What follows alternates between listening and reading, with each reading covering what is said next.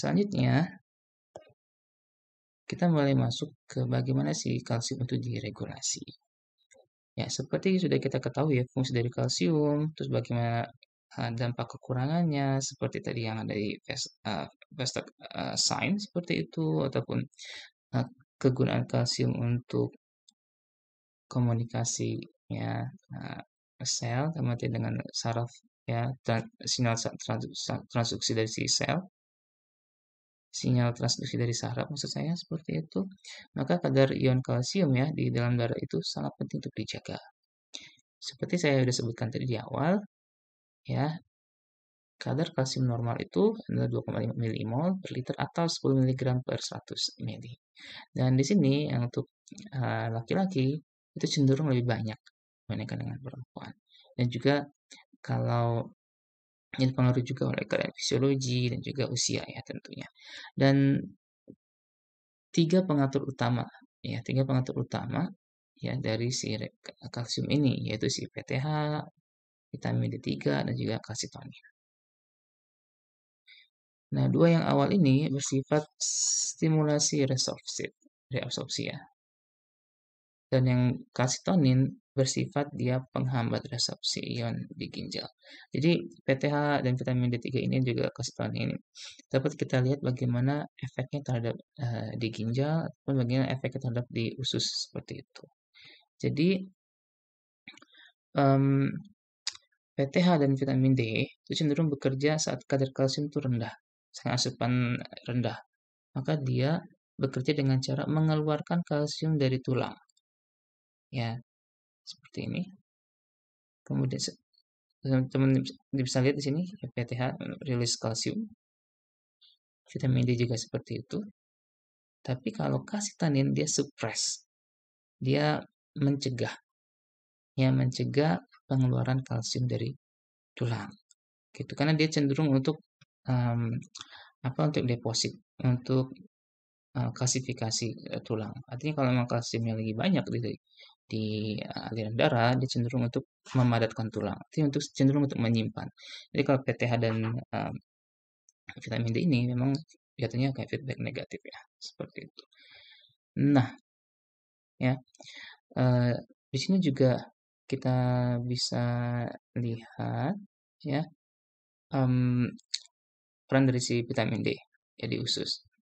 Ya, kalau tadi bagi slide sebelumnya kita tengok di usus seperti apa, di sini lebih tengok bagaimana antar organ seperti itu, ya.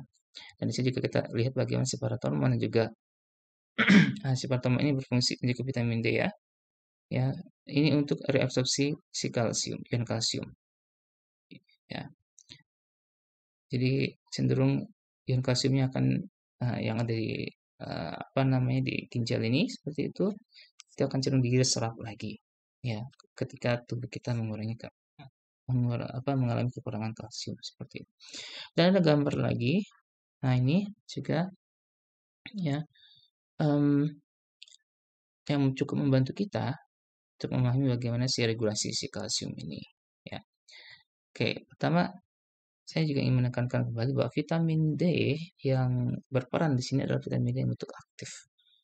Teman-teman bisa merujuk bagaimana di metabolisme vitamin D bahwa vitamin D itu perlu di hidroksilasi dulu ya 2 kali, yang pertama di liver, kemudian yang kedua di ginjal. Setelah itu baru dia bisa disebut sebagai vitamin D yang aktif seperti itu. Dan di sini 1,25 dihidroksi vitamin D3 cenderung untuk meningkatkan penyerapan kalsium dari si usus seperti itu sehingga nanti di plasma tinggi kalsiumnya atau kembali ke kadar yang normal. Kalau sudah ke arah normal maka dia memberikan negatif feedback ya kan seperti itu. Kemudian si PTH juga kalau terjadi PTH decrease plasma maka si PTH akan bekerja lagi ya seperti itu untuk bone resorption. Kemudian plasma kembali lagi menjadi normal seperti itu ya. Oke, nah tadi kita banyak bicara tentang bagaimana si PTH ataupun vitamin D itu berfungsi untuk resorpsi kalsium dari tulang. Nah, bagaimana sebenarnya prosesnya? Sini kita coba tengok sedikit ya, bagaimana si ya bagaimana itu bekerja ya. Ya, bagaimana mekanismenya ya, seperti itu. Oke, kita tahu bahwa pertama kita tahu bahwa tadi kalsium itu disimpan di dalam bentuk padat itu di tulang. Ya, itu simpanan paling banyak dari tubuh kita ya, 99% tadi kan. Nah, dan bentuknya terutama adalah hidroksi apatit, ada hidroksi kalsium fosfat, ada lagi kalsium yang lainnya seperti itu. Tapi itu yang paling utama. Dan tulang ini ya itu bisa kita apa namanya kita lihat gitu ya bahwa dia ini mengandung atau dia terdiri dari bahwa tulang ini terdiri dari dua bagian. Itu bagian yang anorganik yaitu si kalsium fosfat dan bagian organik. Bagian organik itu adalah kolagen dan protein. Jadi memang untuk tulang ini sebenarnya tulang itu bukan cuma kalsium aja di situ. Ada juga ada fosfat di situ. Yaitu membentuk anorganik, bagian anorganik, ada juga protein dan juga kolagen. Maka dia jadi padat seperti itu. Dan kita juga perlu mereview bagaimana sel tulang. Ya, sel tulang disebut sebagai osteosit. Itu juga ada sel yang disebut sel osteoblast, yaitu yang membentuk ya, yang membentuk osteosit. Lagi osteoklas itu yang mencerna ya osteosit ya. Nah, dapat kita lihat di sini, ini osteoklas. Ini ada bone matrix. Bone matrix artinya yang osteosit dan si osteosit ataupun yang bagian anorganik dan juga organik di situ dan nyampur di situ. Disebutnya bone matrix di situ. Dan di sini bagaimana si osteoklas bekerja seperti itu. Nah, kita lihat diagramnya di sini. Ini osteoklas, ya kan? Dan ini bagian matriks tulang. Ya, karena tulang itu terdiri dari bagian anorganik dan juga organik, sel osteoklas ini dilengkapi dengan dua mekanisme, ya, dilengkapi dengan dua tools, ya, untuk mencerna dua hal tersebut. Jadi dapat lihat di sini, ya, jadi dia mengeluarkan pompa, mengeluarkan hidrogen ya dengan pompa hidrogen di sini. Yang ini bisa menurunkan pH, ya, dan kemudian dengan pH yang asam seperti itu dapat meluruhkan si kalsium fosfat. Ya. Nah, kemudian bagaimana dengan bagian yang organik? Nah, organik itu kerjanya dari si vesicle sini ada mengandung enzim seperti itu, ya. Dan ya atau ini enzim sebutnya dengan enzim katepsin K yang itu dia bisa mengeluarkan ya enzim yang bisa mencerna si kolagen juga protein. Nah, dengan dua langkah ini itu terjadi namanya bond resorption. Seperti itu. Dan tentu saja nanti kalau masih diperlukan maka osteopas bisa bergerak ke bagian yang lainnya. Dan menarik sekali teman-teman bagaimana misalkan si osteoklas ataupun osteoblast ya itu kalau kita lihat pada treatment gigi kalsium banyak di situ ya. Dan bagi teman-teman mungkin yang giginya mungkin menggunakan ya penahan atau apa seperti itu. Di situ osteoklas dan osteoblast itu bekerja dengan sangat indah sekali.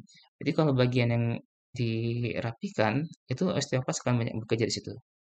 Ya, akan banyak bekerja di situ. Sehingga mengikuti bentuk penahannya seperti itu. Kemudian osteoblast di bagian yang lainnya itu akan membentuk sel gigi seperti itu. Ya. Dan itu keseimbangan itu sangat apa namanya sangat mudah ya dijaga pada usia yang eee, relatif muda ya di bawah 30 tahun. Tapi kalau 30 tahun ke atas, apalagi udah 40, 50 tahun ke atas, itu cenderung osteoklas lebih lebih aktif ya seperti itu. Ya tapi bagaimanapun di situ ada keseimbangan yang perlu diatur ya oleh tubuh kita gitu. Oke ini cuma sedikit gambar kita lihat bagaimana sih peran kalsium ya dalam signal transduksi seperti itu. Nah, di mana kalsiumnya ya, teman-teman? Sini. Ya, sini, sini, gitu ya. Lalu kita coba tengok di sini juga ada kalsium, teman-teman bisa tengok di mana kalsiumnya. Sini. Ini untuk menunjukkan bagaimana peran kalsium itu pada metabolisme karbohidrat. Terutama di sini adalah metabolisme perubahan glikogen menjadi glukosa atau glikogenolysis ya. Nah, ini bagaimana peran kalsium ya di dalam penggumpalan darah. Nah, teman-teman bisa coba tengok kira-kira kalsium berada di mana. Kita bisa spotting di sini ya, kalsium, sini juga ada kalsium, sini juga ada kalsium seperti itu. Ya, nanti untuk bagian yang ini, bagian ini ya, nah, teman-teman bisa explore dengan link yang diberikan seperti itu. Nah, sekarang kita masuk ke bagian akhir dari kalsium ini.